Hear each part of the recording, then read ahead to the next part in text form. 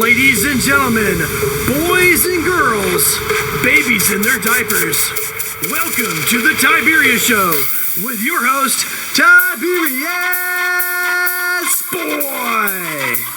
That's me, Tiberius. And welcome to the Tiberius Show today, and I am your host, Tiberius Boy. And as always, we're looking at various jobs and how they affect the world around us. Today's class is going to be very interesting. We're going to talk to a serial entrepreneur. Do you have any idea what a serial entrepreneur does? Well, neither do I. So let's talk to this guy and find out. Let me introduce our next guest, the one, the only, the amazing Denny Kurir. Well, thank you for being on the show. I'm happy to be here.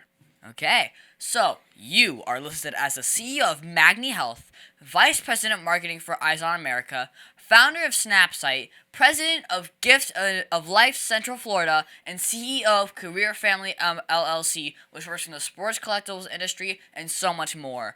And, well, my dad just decided to use the word serial entrepreneur. So can you explain what does that mean? Yeah, life is very, very interesting, and there's always opportunities that come up, and I've always been one of these people that's very restless.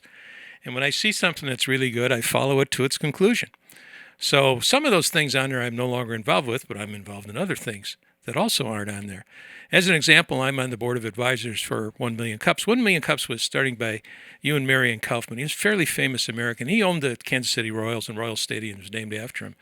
When he passed away, he set up a lot of money so that entrepreneurship would not die in the United States, and he wanted to spread it across the United States. So he had 181 different companies, different cities in the United States set up 1 Million Cups. And the way 1 Million Cups works, it's for entrepreneurs. Everyone meets on Wednesday morning at 9 o'clock, their local time, wherever that be in the United States. And they have two different presentations, and the presentations last about 6 minutes. And we coach the people before they do the presentations themselves. And then they come up with their idea, what they want to talk about.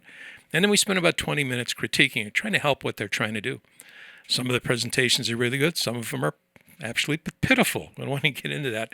But there's some wonderful ideas that come from them, and a lot of us piggyback on them. We try to help them if we can, and it leads to different things that we do. A lot of the people I'm involved with in business came from 1 Million Cups because that's where I originally met them. Wow, okay. Well, can you list some of the types of industries that you worked in throughout your entrepreneurial journey? I've been involved in just about everything. I was in the paper industry. I was in the consulting industry. I was a merchant banker. I was a rare gold coin dealer. Did a lot of things. I owned a company that did sports collectibles shows. I've been in sports collectibles for about 30 years now.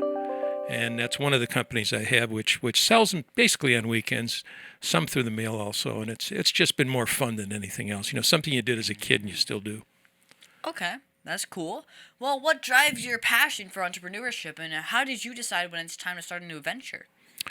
You know, I really can't answer that. I don't know. It's just you look at different ideas, and is this worth expanding on? And we've spent a lot of time, and a lot of them were dead ends. They just didn't go anywhere for a lot of various reasons. But every once in a while, you come upon an idea which is a really good one, and you want to stay with that. And it's really about team building.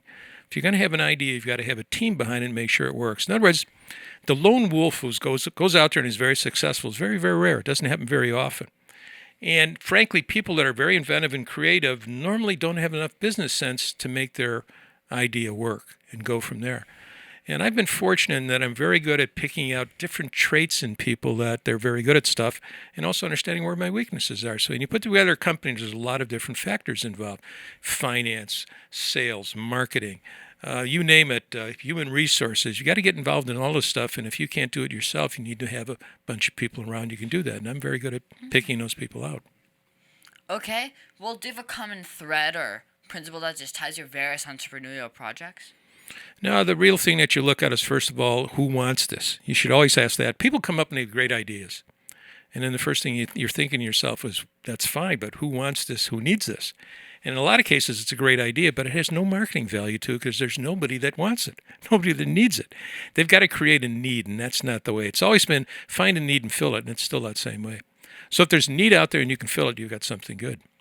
Mm-hmm. Always thinking for the why, the golden circle. Yeah. Why, how, and what. Absolutely. It really is. And if you can't answer all of those, you have no business doing it. And you know, we're kind to everybody that comes before us at 1 Million Cups, and about half of them are really good, and the other half, you want to scream at them, save your money, save your time. Why are you doing this? We don't do that, obviously, because that's not the nice thing to do. But most of them are unfortunately like that. They're not going to go anywhere with them. So how do you identify opportunities for a new project, and how do you decide if it's worth pursuing? Well, one of the things you have to do, first of all, is determine, is there a future for this? And if there's a future for it, how can I get involved? How do I want to be involved? And where's it going to go? And a lot of times, as you go through it, it develops that it doesn't really work out. For instance, a few years ago, I was involved in a 3D project. It seemed really great. These guys had been augmenting 3D for movie studios for many, many years. And as a result of it, one of them came up with the idea how to do 3D without on a regular TV without glasses. Pretty amazing concept in that. And so we followed it a long way, spent a lot of time and money on it. It just didn't go anywhere because we realized there were too many roadblocks in the way of it.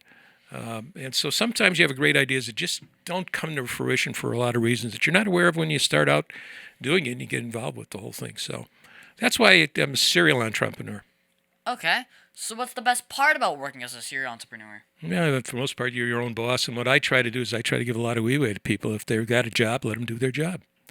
You want to have input into it. And, you're going to criticize them at times. But most times, you want to criticize people. It's always behind doors, never in front of others. And you want to allow them. It's always in front of others. We don't do that in this country, and I don't understand why. That's really the way you run a business. Somebody did something good, let everybody know about it. They did something wonderful. Allow them in front of their peers. Okay. Well, now here's just like a good time to take a quick commercial break. Let's hear a word from our sponsors. Over 40 years, Lighthouse Central Florida has provided education, independent life skills, and job training to thousands of Central Floridians who live with blindness or any degree of vision loss. Whether it's picking out clothes in the morning or just moving around your community and serving Orange, Seminole, and Osceola counties. Contact Lighthouse Central Florida at 407-898-2483 or visit them online at lighthousecfl.org. And we are back here talking with Denny Kurir. Denny is a serial entrepreneur and has built a number of businesses. So, Denny, which of your projects was the most challenging and why? Well, we've got one now, the International Collectors Super Show that we want to do in the convention center. We want to have the biggest collector show ever. Coins, sports cards, comic books, and toys. Auctions for all four. Hopefully it'd have 100,000 people in attendance. Wow. And we wanted 2 years out, and the problem we've got now is a catch-22. The catch-22 is in order to rent the entire west side of the convention center, it's about $1 million deposit that you got to make. We don't have the money right now, and we can't raise the money unless we've got a date, and they won't give us the date until we have the money. So it's a catch-22, and now we're working on another project we think is going to provide the money. And that's the one I'm going to talk most about today. Okay, so what is the most misunderstood part about your business? I think that most people don't understand why people do things to try to initiate stuff and put together teams of people because they don't do it themselves. Most people are reluctant to do that. I've never understood why, just like sales. A better example is getting members into Rotary. 80% of Rotarians never sponsor another member. And why? It's because they can't take rejection. One person tells them no, and that's it, and they never ask again. You can't do that. It's like throwing garbage against a wall. The more you throw, the more it sticks. You've got to ask 20 people to get 2 people to say yes. There's nothing wrong with that. So I specialize that and have for many years, and I think it's the same thing with entrepreneurship. People are just afraid.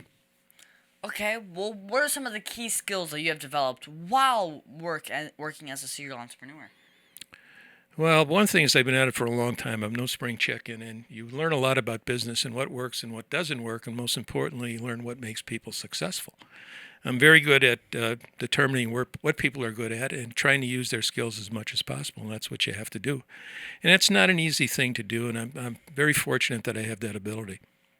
Okay, well, with so many projects, how do you manage your time to give each project what they need to be successful? It's tough. You've got to really, really sit down each morning and lay out your day and determine, what's most important today. What do I need to work at and what do I not need to work at? Not every single day I can't work on everything because there's just too much in the way. So you have to prioritize. Okay. Well, now, I know you because we met at Rotary. Well, what have you learned in Rotary that you have to put in your practice in business? Well, one of the advantages of a Rotary is that everybody is a volunteer. So you can't tell them to do anything. You can ask them to do stuff. And one of the advantages there is there are enough people that are really good at what they do, and they're more than happy to help because they want to. It's all about service, and that's what Rotary is all about. So what we do in Rotary is we ask people to do a lot of different things. And my 30-minute speech about Rotary is basically Rotarians are business and community leaders every day of their lives, do little things to make life better for people they'll never meet, who'll never know the Rotarians existed because it's the right thing to do.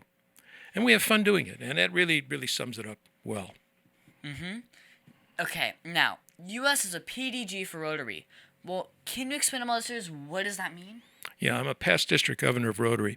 Rotary is set up so that there are 500 different zones in the Rotary year, and every single governor of that particular zone changes each year. So you serve for a year.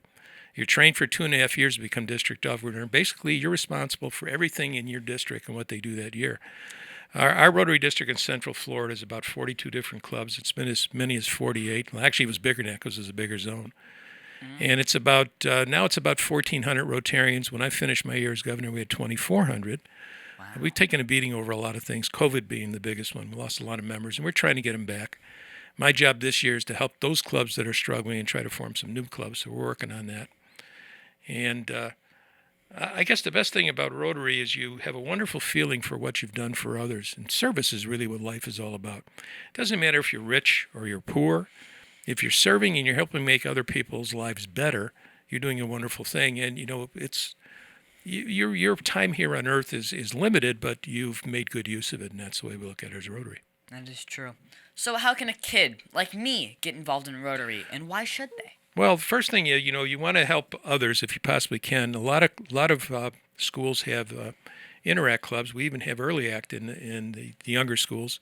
And we have Middle Act in the middle schools. Try to get involved with something like that because they're going to work to make your community a better place. So if you can get involved with something like that you want to do, and you're going to get to know when you're going to work with Rotarians yourself. I know your father's a Rotarian, which is a wonderful thing. And it's just getting really exposed to what other people do and why they like it so much. Most of the people in Rotary have been around 40, 50 years in Rotary. I've been a Rotarian for 44 years now. And it's one of the best things that ever happened in my life, and I'm always chasing others to become Rotarians because, like I say, why do you do that? Am I doing anything wrong by getting somebody involved in Rotary? No, of course not. I'm giving them a wonderful opportunity. Whether they do anything with them or not, that's up to that individual itself. That is true. So how does being a Rotarian make your life better? Well, most of my friends are Rotarians. That's one thing. Just the fact that you've got all these wonderful people that you know, and they're trying to do good in the world. It helps in a lot of ways. The other advantage of Rotary is there's almost every skill possible within Rotary itself. And you can go on a district website for it and you find a person that does this or a person does that. And there's people are free with advice, and you can get advice on almost anything in Rotary, which is another wonderful thing about it. It's helped me a lot because my ability to see what people can and can't do has been really accelerated by the fact that I'm in Rotary, where you're exposed to all sorts of different people with different backgrounds, and it really helps a lot. It's a tremendous education for almost anybody. You go to work and you go into business. Daryl Shea was a doctor who was in our Rotary Club, and he was so good that he was actually in charge of all surgery from the state of Florida for years. And he talked about the fact that when I was a doctor, what did I do? I talked with doctors. We went on vacation with doctors. We went to dinner with doctors. All you talked to was doctors. And then I got in Rotary and suddenly I was, wow, there's a whole world out there I don't know anything about. And I'm meeting all these people, they have different backgrounds, and it's really enriched my life, and it really does. Okay. Well, what is the craziest thing that has happened while you were doing your passion?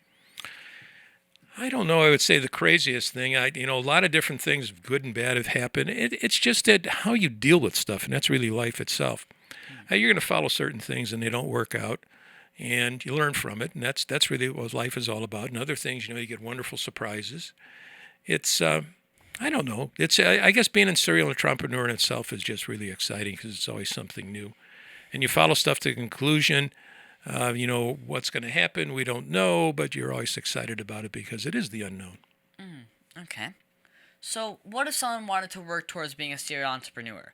What is the first thing that they should do? Well, the first thing is you start going to 1 million cups because it's all about entrepreneurship, and that's where you learn about it, and you see what people do and how they do it and how they're treated, and it's a wonderful learning experience for everybody. I wish that entrepreneurship was taught more in the schools. We do teach it somewhat in the colleges, not enough, but we don't teach it in the undergraduate schools as we should.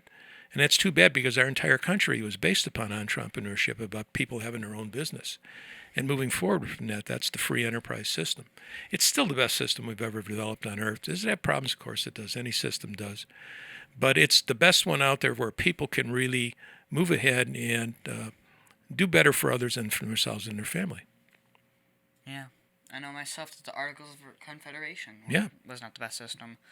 And fortunately, I am learning about entrepreneurship in middle school. Which is wonderful, which is really good. And I'm happy about that. So who can you say was the person that helped drive your passion the most? I don't know. Probably my Uncle Chet. My Uncle Chet was a very interesting man. He was on the War Production Board during World War II. And because of that, literally, he could bump generals off of planes. Wow. Because it was so important. And then he got a law degree. And he never really used that, but he was always had a very inquisitive mind, and he was always trying to do stuff. He went to England for a while and worked as a consultant there, so he was getting Social Security from the United States, Social Security from England, and pensions from all of them. Plus the fact that he stayed in the reserves and he retired as a full colonel, went through World War II, the Korean War, and the Vietnam War. Never had to go overseas. It was amazing. 30 years in that, and he was just a very, very smart man. And he was my inspiration in a lot of ways. I see. So, can you provide an example of a project or business that did not go as planned? And what did you learn from that? Yeah, the one I was talking about with the 3D. I basically learned is that you have to rely on other people to make stuff successful. And we didn't have enough people to rely on in enough areas to get it going, and it was too bad. Part of the problem was that most of the major manufacturers have been working on 3D for years. And they haven't given up on it. By the same token, they haven't moved forward with it either. Do you look at, for instance, the website for, any one of the big ones out there, and they'll tell you, 3D is coming. They've been saying that for 10 years now. And they can't come up with something that they think is marketable that'll work. We thought we had something that would, but just too many roadblocks, and a lot of it was money. We couldn't raise the kind of money that we needed to put forward with it. Okay. Well, what advice would you give to my listeners if they wanted to go up and be a serial entrepreneur? Well, learn as much as you can and get as much experience as you possibly can. Make sure you listen to your parents. They're going to give you advice all your life, and they mean well. But keep in mind that you're your own individual person. As you grow up and you become an adult, you need to make up your own mind. Keep in mind the influences that they provided for you. You don't ever want to forget that, and you want to use that as much as you can, but you're going to make up your own mind. Nobody does exactly what their parents did or wanted to, because everybody wants to be their own person, and there's nothing wrong with that. But don't ignore what your parents are telling you. Obviously, there's value in it, but you've got to make up your own mind as you move along. Okay. Well, what is the best advice that you've ever received? And who gave you that advice? Yeah, basically still the golden rule. It's still to say basically treat everybody the way you want to be treated. Just that simple. If you keep that in mind, and the other one's the four-way test of Rotary, which is 24 amazing words. That's an interesting story, too. Herb Taylor was an entrepreneur, and he was running a pots and pan company during the Depression. And they're saying, why are you doing this? It's this way. He has no way in hell of surviving, and not only survived, it was really a tremendous success. And he says, how did you do that? And he developed a four-way test, and that's where it came from. Is it the truth? Is it fair to all concerned? Will it build goodwill and better friendships? Will be beneficial to everyone concerned? Those 24 words are phenomenal. And I tell you, you get in any kind of a moral dilemma, you just go back to the four-way test, and it helps you get out of it. So it's one of those amazing things that came about. God knows how, but anyhow, what was the influence for it? I don't know, but it's pretty terrific. Yeah, and do you mind restating the four-way test? No, is it the truth? Is it fair to all concerned? Will it build goodwill and better friendships? Will be beneficial to all concerned? Just that simple. If you remember those four things, and then we've added 3 words to it since then, is it fun? Because if it's not fun, it's not worth doing. And basically what we do is always fun. Okay. Well, what message do you want to tell children all over the world about doing the work that you do? Well, just if you got a passion, follow your passion within reason. Obviously, you don't want to be spending a lot of time doing something that's not going to go anywhere. That's a hobby. So, figure out whether, what I'm doing, is it a hobby or is it a passion, and what I really want to do with my life. and get as much advice as you can. Read as much as you can, too. I mean, you need to understand about economic systems. You understand about world history, because it all goes into what you're trying to do or not do. And then listen to people. People will give you advice. A lot of it is worthless, and a lot of it is wonderful. But the point is, if you don't listen to it, you're not going to hear any of it. So I always tell everybody, that's the advice I give to district governors, too. You know, people are going to come up with you with a million ideas.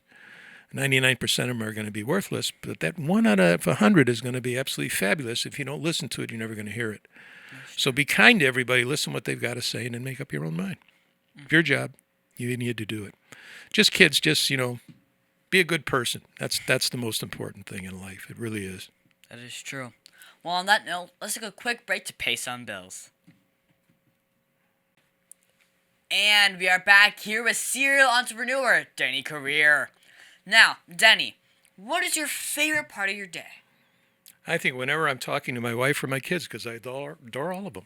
And that's really wonderful. And if you can stay that way in your life, that's really a good thing, too. Great answer. Well, in your opinion, what sets a great leader from an average one when building your teams for your various businesses? I don't know. That's really tough because so many people have different skills. It's difficult. I don't know what sets up a great leader. I think it's experience. And a lot of it is also opportunity and whether it was presented to you. Some people are born leaders, some are not. What makes a great leader, I really don't know.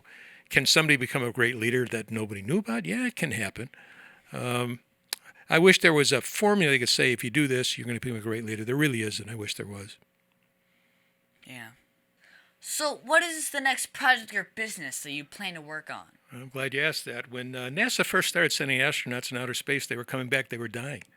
They were losing body mass, bone density. They were irritable. They couldn't sleep. NASA didn't want to tell anybody because they were afraid they'd shut down the whole project. Well, what caused that? Outer space is a vacuum. There's nothing out there that can hurt them. The only thing they're subject to are the unfettered rays of the sun. Well, they quickly ruled that out. That can't be it. It's always been believed that to survive on Earth, you needed air, food, water, and rest. You had those 4 things, you were good. That's all you needed. Well, it turns out that we also live in a giant iron core metal ball. You're subject to low levels of magnetism every day of your life, and you don't know it because you don't feel them, you don't sense them. Our entire circulatory system works on electromagnetism. As you get older, it starts to lose its effectiveness.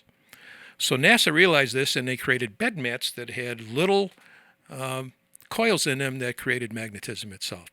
And that solved the problem.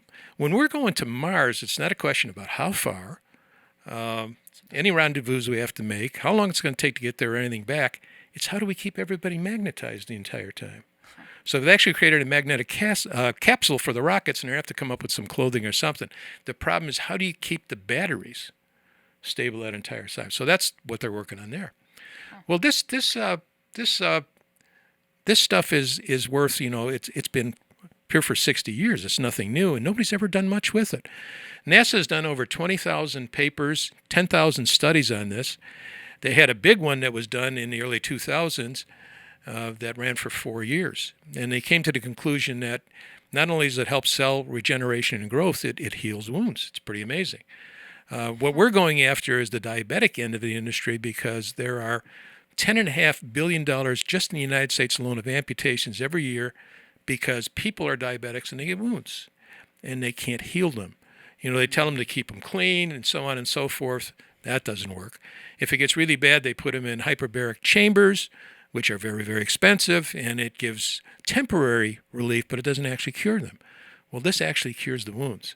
It's pretty amazing. So we're going to make these little loops. They're only about this big. They don't look too big and all that, and they have a little motor on it that's about the size of $0.25, and it'll run for 720 hours or a month.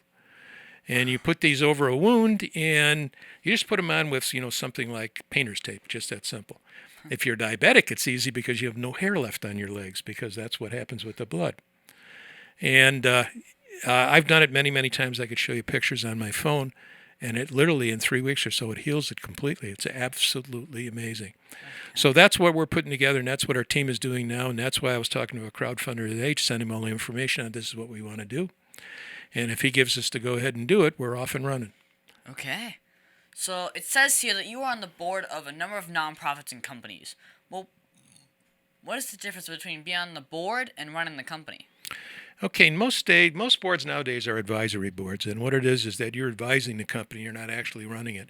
There's some companies where the board of directors run the company, and not too much anymore because most people, especially CEOs, don't really want that. They don't want them telling them what you're supposed to do and how to do it. So we give advice. Like Salvation Army is a real good example. Salvation Army is the biggest army in the world, and most people don't know that. And every single branch of the Salvation Army has a board of advisors. And it's really important because they're going to tell the Army what to do and what not to do within reason.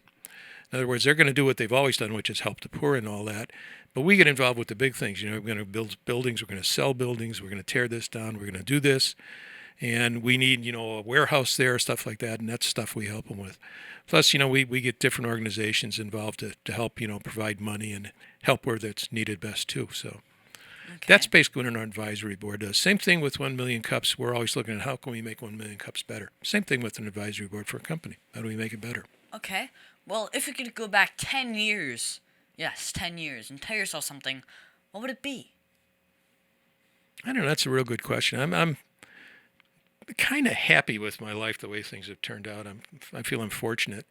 I'm still here. I'm almost 80 years old, and I'm still, working every day and trying to make a difference. And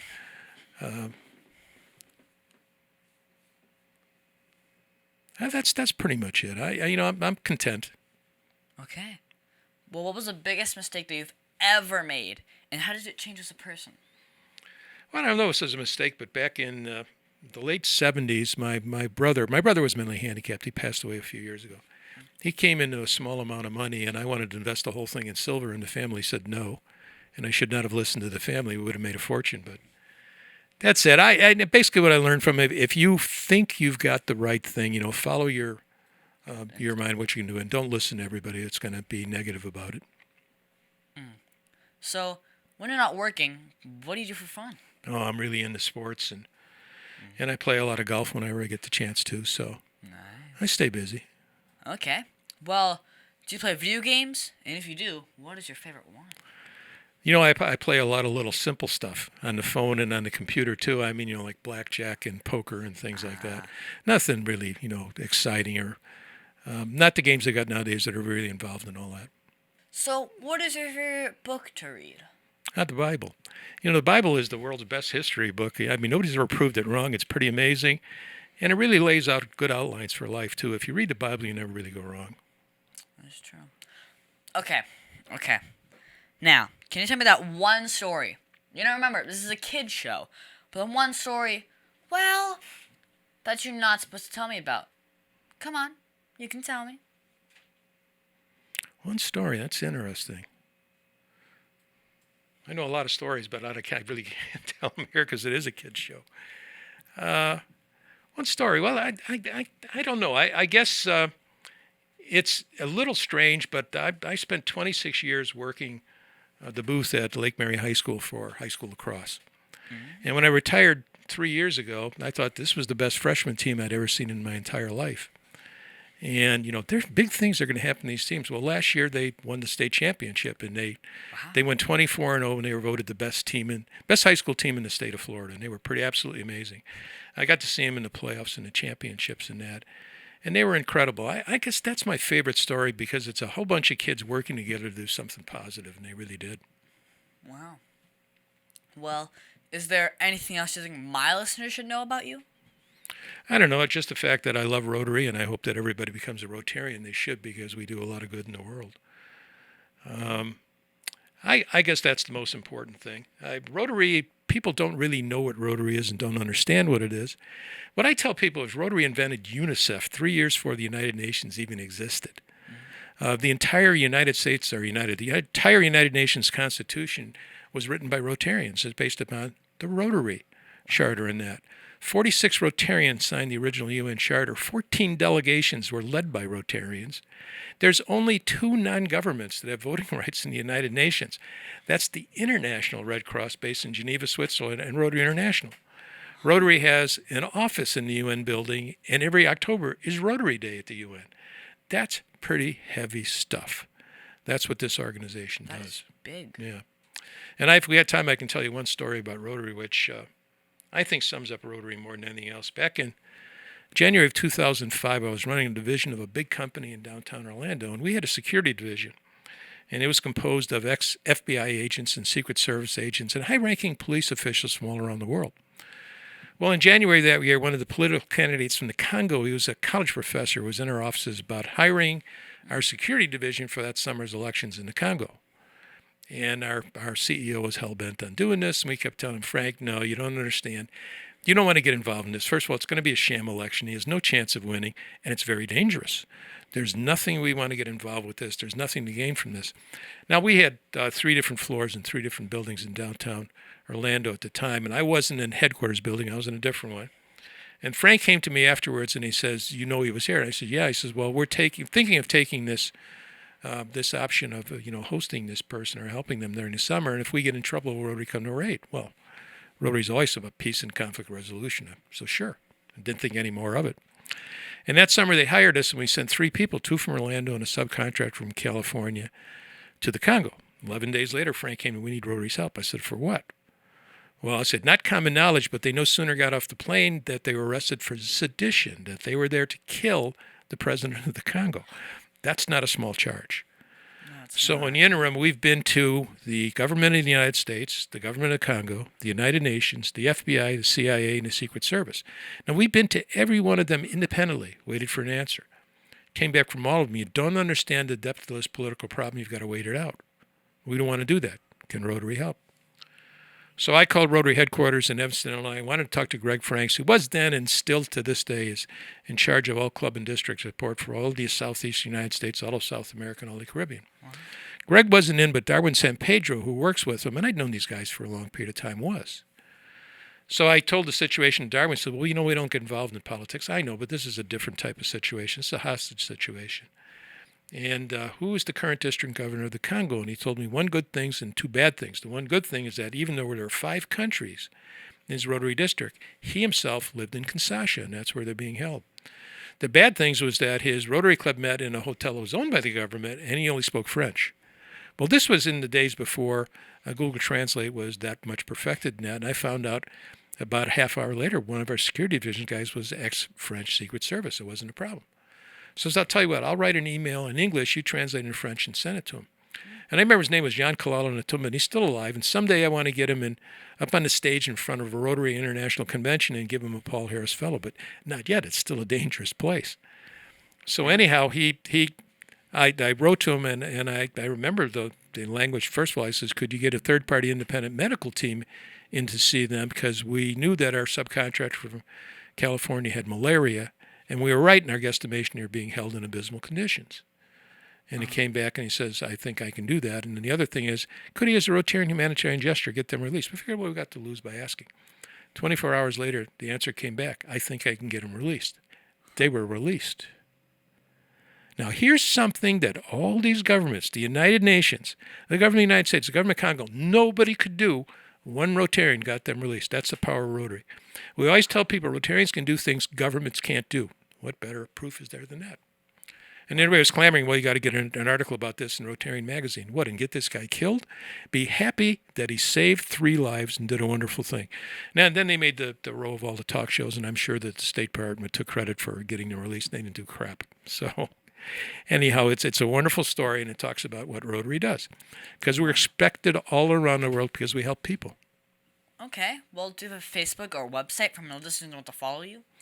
No, really not right now. We're still working on it. We don't have it yet, but we'll have it soon. Have to have it before we can really go further with the company itself. Okay. Well, what is that 1 question that you think I forgot to ask you? 1 question you forgot to ask me. I don't really know. You've been pretty thorough, but you're very good at what you do. We can get into the minutiae of it, which doesn't make any point to do that. I guess just be yourself. Be a good person. That's all you really can do. If you do that in life, you're going to be very happy. Okay. Well, thank you, Denny, for being my special guest. Can you stick around for Math Corners? Sure, I'd be happy to. The Tiberius Show would like to thank one of their dedicated sponsors, Custom Designs Orlando. These guys are on Mills Avenue and do all sorts of stuff, ranging from photo ID badges, engraved signs, custom braille ADA signs, vinyl lettering to trophies and awards. The cool part about Custom Designs is they can ship products all over the United States. You can reach them at 407-898-0373 and tell them that Tiberius sent you.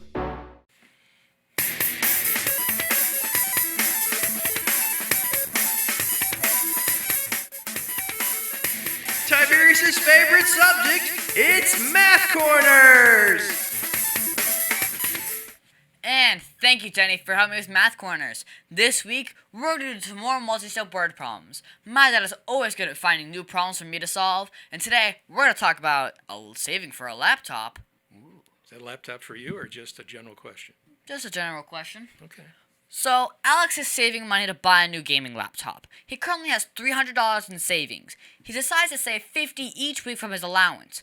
Additionally, he plans to do odd jobs from his neighbors in order to earn extra money. From each odd job, he earns $25. If Alex's gaming laptop costs $1,200, how many weeks will it take for him to save enough money just from his allowance? And second, if Alex wants to buy the laptop in half the time, how much money does he need to earn from the odd job each week? Well, first, this is a real world problem because we do know that kids love their laptops, don't they? That's true, yeah. They certainly do. Mm-hmm. Not just kids. My wife's never without hers. Okay, so to solve this, you first have to subtract the amount already saved from the cost of the laptop. So, $1,200 minus $300 is $900 left to earn.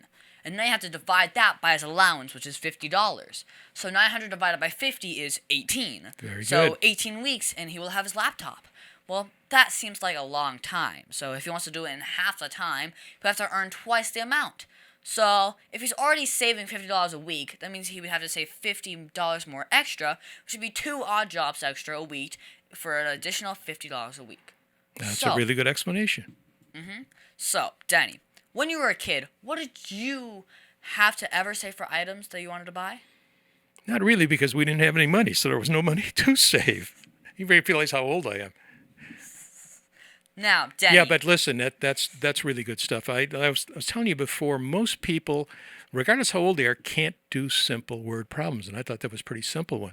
Obviously, you picked up on it right away. You know how to solve it. That's wonderful.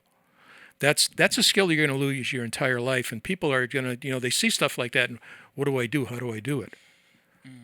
Yeah. So you're way ahead of the game, so good for you. Okay. Well, my teacher said that I would use math every day. Well, how do you use math in your work? You do. I'll give you one good example. I'm always getting involved with businesses, obviously, and you're always reading stuff about businesses. And one of the things you need to learn is to read an income statement and a balance sheet.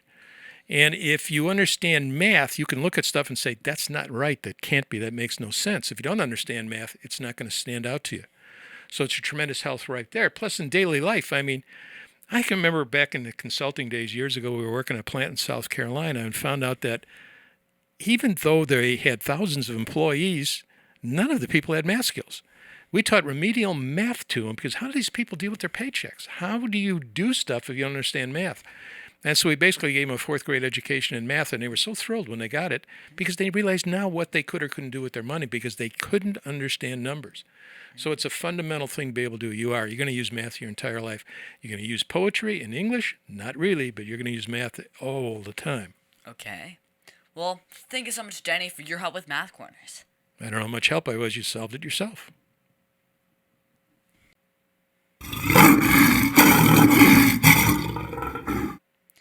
And now it's time for the heart of a lion. As you know, we talk about the qualities of living by the heart of a lion, which stands for leadership, integrity, obedience, and nobility. This week, we are going to talk about leadership. For me, I think leadership is the act of loving what is good, having self-control, and being disciplined.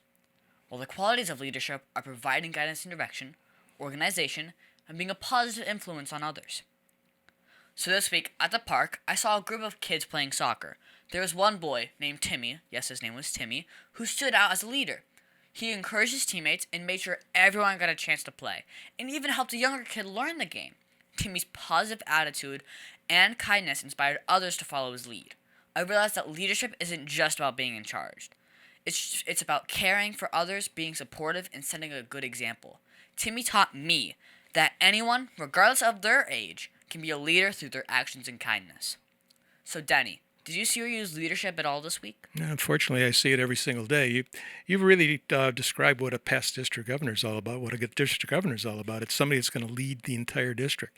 Keep in mind, you're talking about a couple of thousand community and business leaders themselves, and you need to inspire all of them. And you've got to have all those qualities that you talked about before, otherwise it's not going to work. Keep in mind also, they're all volunteers. So you can't command anybody to do anything. You lead by example. Never ask somebody to do something you yourself wouldn't do. That's a fundamental law of business, and it's a fundamental law in organizations also. So if you're not willing to do it yourself, don't ask somebody else to do it, and that's part of leadership. So yeah, Okay. all the time. Well, of all of the heart of the lion virtues, leadership, integrity, obedience, and nobility, which one do you see the most? The one they see the most is obviously leadership. The one that you should see more often we don't is integrity. That goes back to the four-way test of Rotary. I remember saying anytime you have any kind of an ethical question, just go to the four-way test and it'll help you out. And hopefully you won't make a mistake. Don't get me started on politicians. So. Well, we should always try and be lion strong in everything we do, shouldn't we? Yeah, we absolutely should. I mean, it's. I don't know who came up with the four things, but that's fabulous. It's really good. And that's our show, folks. I want to thank the one, the only, the amazing Denny Kurir for being on my show. It has been so much fun talking to you today. I think we learned a lot about being a serial entrepreneur and giving back to your community. Okay, if anybody wants to get a hold of me, all they need to do is to email me at PDG, that's PDG as in Past District Governor, Denny, DENNY, at gmail.com. And I'd be happy to answer any questions you may have. Also, you can find me on Facebook and Instagram at The Tiberius Show. And I would like to thank WWPR 1490 AM, KNC 98, Soul Radio 24/7, Easy Way TV, and all the other stations that air my show. Please be sure to visit The Tiberius Show on YouTube and hit the subscribe button. Denny, have you subscribed yet? No, but I sure will. Okay. Oh, and leave a comment if you want to start your own business. Also, be sure to listen to us next week on The Tiberius Show with your host, Tiberius Boy. That's fabulous.